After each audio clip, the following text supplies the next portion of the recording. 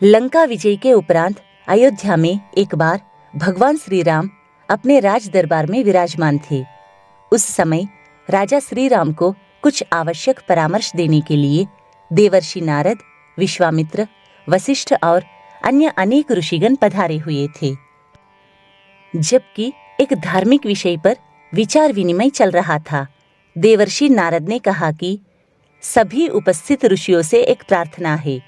आप लोग अपने अपने विचार से यह बताइए कि नाम और नामी में कौन श्रेष्ठ है, अर्थात भगवान का नाम और स्वयं भगवान में कौन श्रेष्ठ है। इस विषय पर बड़ा वाद विवाद हुआ, किंतु राजसभा में उपस्थित ऋषिगण किसी निर्णय पर नहीं पहुंच सके।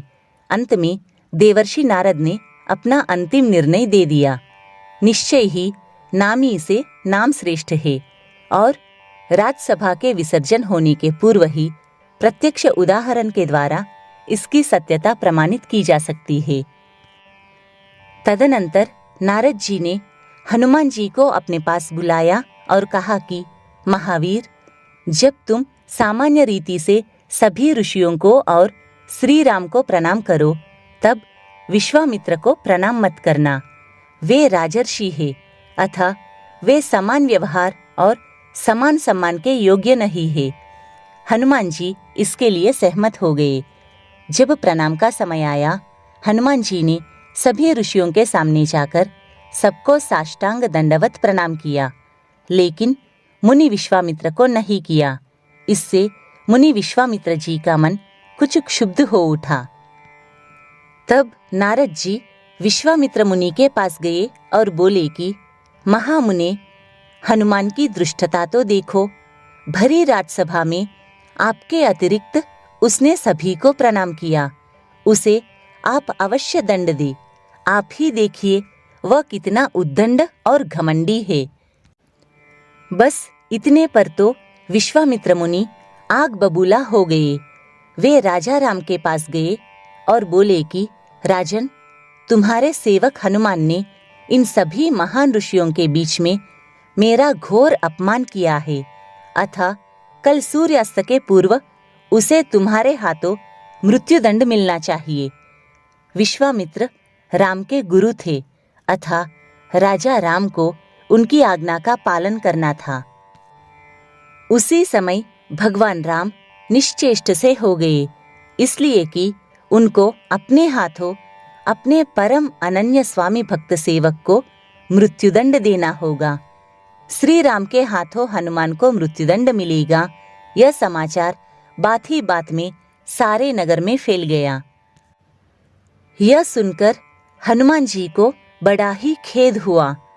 वे नारद जी के पास गए और बोले, देवर्षि, मेरी रक्षा कीजिए। भगवान श्री राम कल मेरा वध कर डालेंगे। मैंने आपके परामर्श के अनुसार ही कार्य किया। अब मुझे क्या करना चाहिए?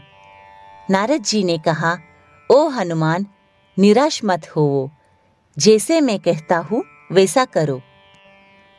तुम ब्रह्म मुहूर्त में सवेरे उठ जाओ, सरयू में स्नान करो, फिर सरिता के बालुका तट पर खड़े हो जाओ और हाथ जोड़कर श्री राम जय जय राम मंत्र का जप करो। मैं विश्वास दिलाता हूँ कि तुमको कुछ नहीं होगा। दूसरे दिन प्रभात हुआ। सूर्योदय के पहले ही हनुमान जी सरयू तट पर गए, स्नान किया और जिस प्रकार से देवर्षि नारद ने कहा था, तदनुसार हाथ जोड़कर भगवान के श्री राम जय जय राम मंत्र का जप करने लगे। प्रातःकाल हनुमान जी की कठिन परीक्षा देखने के लिए नागरिकों की भीड़ इकट्ठी हो गई। भगवान श्री राम हनुमान जी से बहुत दूर खड़े हो गए। अपने परम सेवक को करुणार्द्र दृष्टि से देखने लगे और अनिच्छापूर्वक हनुमान पर बाणों की वर्षा करने लगे, परंतु उनका एक भी बाण हनुमान को भेद नहीं सका। संपूर्ण दिवस बाण वर्षा होते रहने पर भी हनुमान जी पर कोई प्रभाव नहीं हुआ। भगवान ने ऐसे शस्त्रों का भी प्रयोग किया जिनसे वे लंका की रणभूमि में कुंभकर्ण तथा अन्यान्य भयंकर राक्षसों का वध कर चुके थे। अंत में भगवान श्री राम ने अमोघ ब्रह्मास्त्र उठाया। हनुमान जी भगवान के प्रति आत्मसमर्पण किए हुए पूर्ण भाव के साथ मंत्र का जोर जोर से उच्चारण करके जप कर रहे थे। वे भगवान राम की ओर मुस्कुराते हुए देखते रहे और वैसे ही खड़े रहे। सब आश्चर्य में डूब गए और हनुमान की जय जय का घोष करने लगे। ऐसी स्थिति में नारद जी विश्वामित्र मुनि के पास गए और बोले, हे मुनि, अब आप अपने क्रोध का संवरण करें। श्री राम थक चुके हैं। विभिन्न प्रकार के बाण हनुमान का कुछ भी नहीं बिगाड़ सके।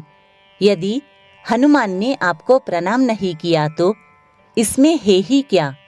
अब इस संघर्ष से श्री राम को परावृत कीजिए। अब आपने श्री राम के नाम की महत्ता को समझकर देख ही लिया है। इन शब्दों से विश्वामित्र मुनि प्रभावित हो गए और ब्रह्मास्त्र द्वारा हनुमान को नहीं मारे ऐसा श्री राम को आदेश दिया। हनुमान जी आए और अपने स्वामी श्री राम के चरणों पर गिर पड़े एवं विश्वामित्र मुनि को उनकी दयालुता के लिए प्रणाम किया। विश्वामित्र मुनि ने बहुत प्रसन्न होकर हनुमान जी को आशीर्वाद दिया। उन्होंने श्री राम के प्रति हनुमान की अनन्य भक्ति की बड़ी सराहना की।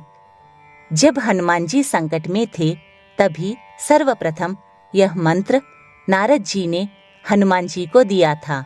अतः जो भवाग्नि से दग्ध है उन्हें अपनी विमुक्ति के लिए इस मंत्र का जप करना चाहिए। श्री राम, यह संबोधन भगवान राम के प्रति पुकार है। जय राम, यह उनकी स्तुति है। जय जय राम, यह उनके प्रति पूर्ण समर्पण है।